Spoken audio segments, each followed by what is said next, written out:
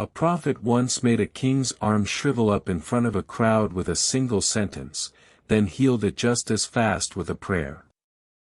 Hours later, that same prophet was dead, not from the king, not from an enemy, but from one small decision to trust the wrong voice.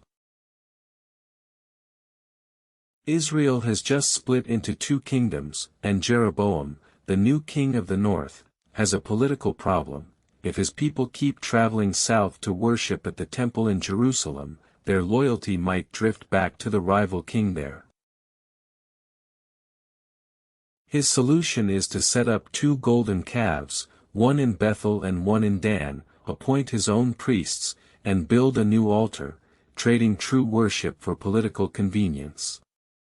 He's standing at that altar in Bethel, personally burning incense, when a man of God arrives from Judah.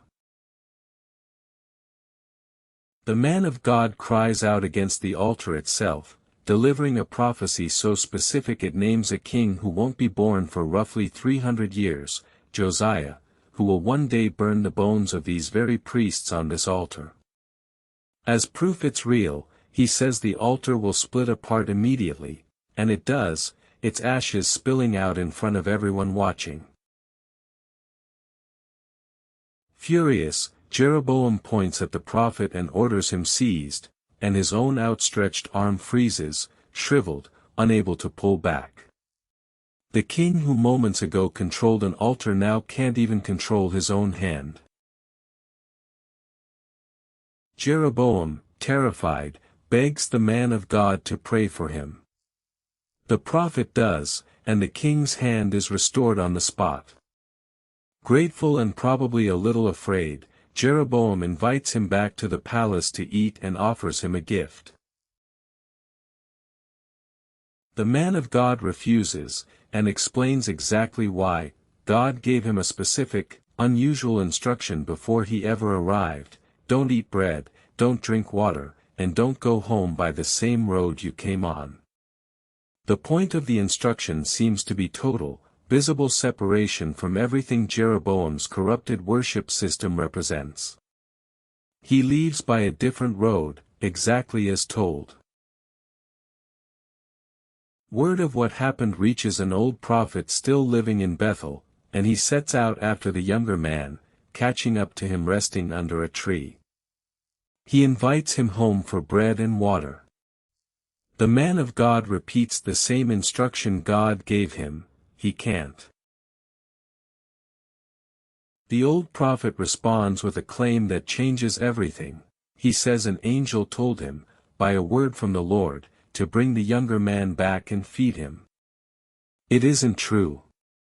But the man of God believes him, turns around, and eats bread and drinks water in the old prophet's own house.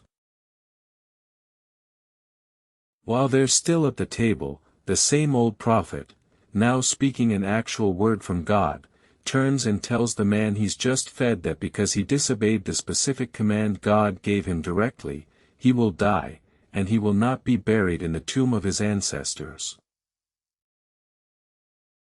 The man of God leaves anyway, gets on his donkey, and continues home. On the road, a lion attacks and kills him. What makes the scene unmistakably deliberate rather than a random animal attack: the lion doesn't eat the body and doesn't touch the donkey standing right beside it. It simply stands there next to both of them, until people passing by find the strange scene and report it back to the town. The old prophet hears, recognizes immediately what's happened, and goes out himself to retrieve the body. He mourns him, "Alas, my brother," and buries him in his own family tomb. Later, he instructs his own sons that when he dies, they're to bury him in that same grave, beside the man he'd unintentionally led to his death, because he's now certain everything the younger prophet said about the altar will come true. It does. Roughly 3 centuries later, in 2 Kings 23, King Josiah, the exact king named in the original prophecy, born long after this story, tears down that altar in Bethel exactly as foretold, and when he finds this tomb, he orders his men to leave the bones undisturbed, specifically because of the prophecy spoken here. This story doesn't offer a comfortable resolution, and it isn't really about a wrathful God punishing an honest mistake, it sits in real tension on purpose. What it does highlight is how easily a claim that sounds spiritual, convenient, and comes from someone with apparent authority can override something you already, clearly know is true. The man of God had a direct, specific instruction. He let someone else's second-hand claim overrule it. The story asks us to notice that gap, not to conclude he deserved what happened. The old prophet who deceived him is also the one who grieves him hardest, buries him with honor, and asks to be buried beside him. Even Scripture seems to sit with the discomfort of this one rather than explain it away.